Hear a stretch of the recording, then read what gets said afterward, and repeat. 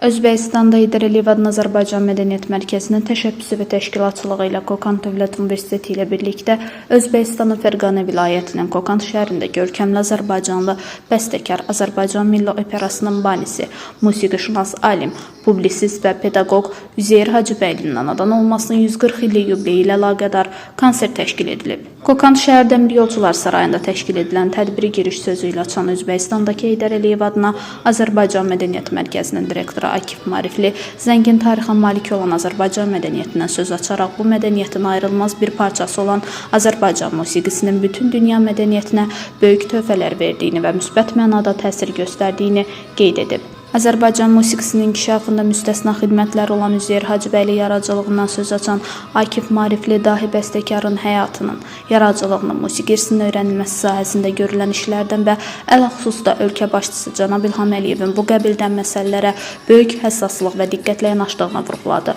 O, bugünkü tədbirində ölkə başçısı tərəfindən Üzeyir Hacıbəylinin anadan olmasının 140 illik yubileyi münasibəti ilə verilmiş sərəncam çərçivəsində Mədəniyyət Mərkəzi tərəfindən nəzərdə tutulmuş silsilə tədbirlərdən növbətisi olduğunu da diqqətə çatdırdı. Daha sonra çıxış edən Qokan Dövlət Universitetinin prorektoru Əhmədcan Xusanov Azərbaycan və Özbək xalqları arasında mədəniyyət, ələxüsusda musiqi sahəsində böyük oxşarlıq olduğunu və bunun da ortaq tarixi köklərə dayandığını qeyd etdi. Məhz buna görədir ki, Azərbaycan musiqisinin Özbək xalqı tərəfindən sevilərək dinlənildiyini qeyd edən Əhmədcan Xusanov bugünkü konsert proqramının da iştirakçılar tərəfindən böyük bir şövqlə qarşılanacağını bildirdi.